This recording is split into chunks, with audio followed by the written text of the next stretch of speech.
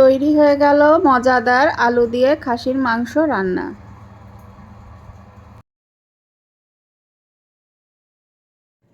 আসসালামু আলাইকুম, আশা করছি আপনারা সবাই ভালো আছেন, আমিও ভালো আছি। আজকে আরেকটি নতুন রেসিপি নিয়ে আপনাদের মাঝে চলে আসলাম।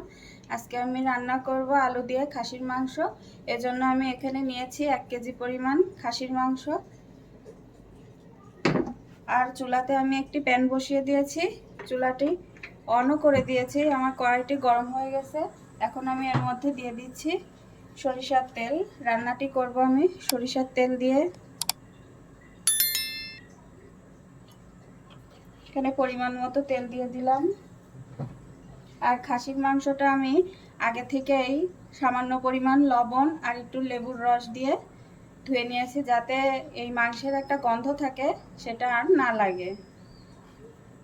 এখন তেলটা গরম হয়ে গেছে, এর মধ্যে আমি দিয়ে দিচ্ছি 2টি তেজপাতা,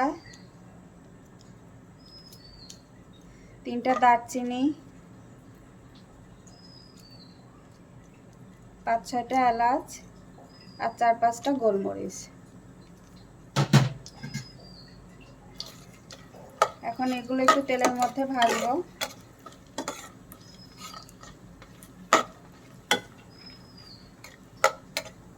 এখন এর মধ্যে দিয়ে দেব 1 কাপ পরিমাণ পেঁয়াজ কুচি আর কাঁচামরিচ।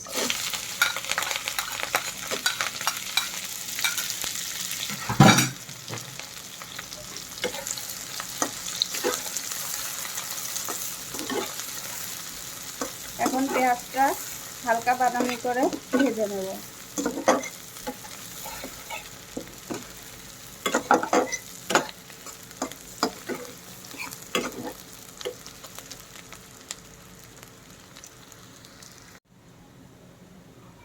দেখুন আমার পেঁয়াজটা হালকা বাদামি রং হয়ে গেছে। এখন আমি এর মধ্যে দিয়ে দিচ্ছি মাংস।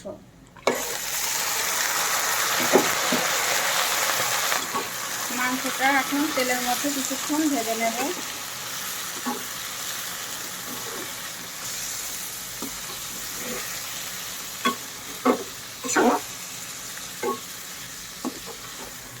মাংসটা এখন তেলের মধ্যে কিছুক্ষণ ভাজবো, 5 মিনিট মতো ভাজবো। তারপরে আমি এর মধ্যে অ্যাড করব মশলা।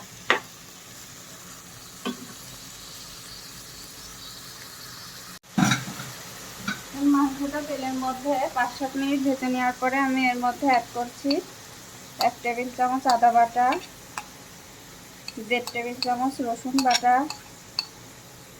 1 টেবিল চামচ জিরা বাটা, পরিমাণ মতো লবণ, 1 টেবিল চামচ মরিচের গুঁড়া আর 1 টেবিল চামচ হলুদের গুঁড়া।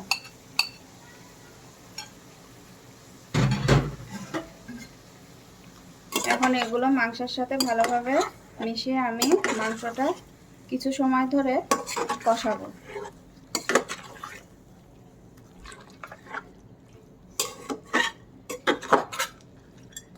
মাংস যত বেশি কষানো যাবে টেস্টটা ততই ভালো আসবে।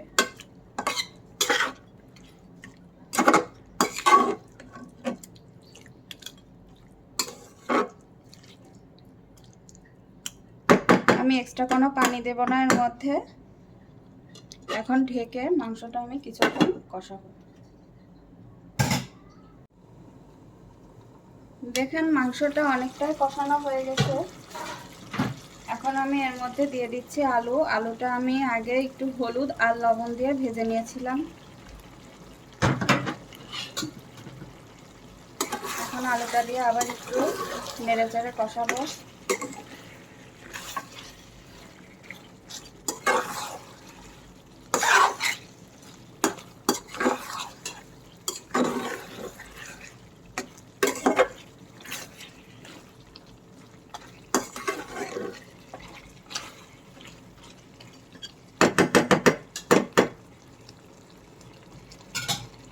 আবারও একটু কষানোর জন্য আমি ঢেকে দিলাম।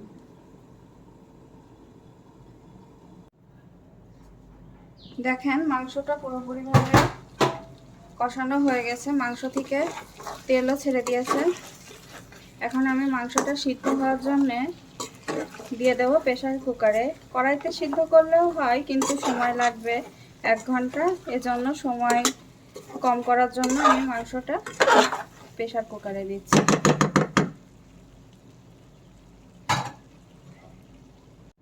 দেখেন মাংসটা আমি প্রেসার কুকারে দিয়ে দিয়েছি। এখন যে কড়াইটাতে আমি মাংসটা কষিয়েছিলাম তাতেই পানিটা গরম করে এখন মাংসের মধ্যে দিয়ে দিলাম।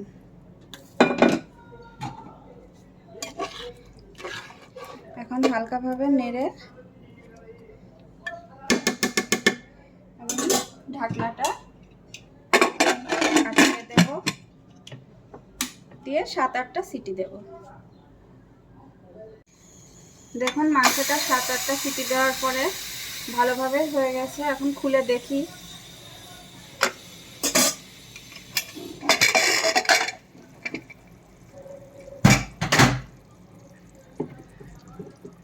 মাংসটা একদম পারফেক্ট ভাবে হয়ে গেছে। এখন আমি এর মধ্যে দিয়ে দেব সামান্য পরিমাণে গরম মশলার গুঁড়া, দিয়ে একটু নেড়ে দিব।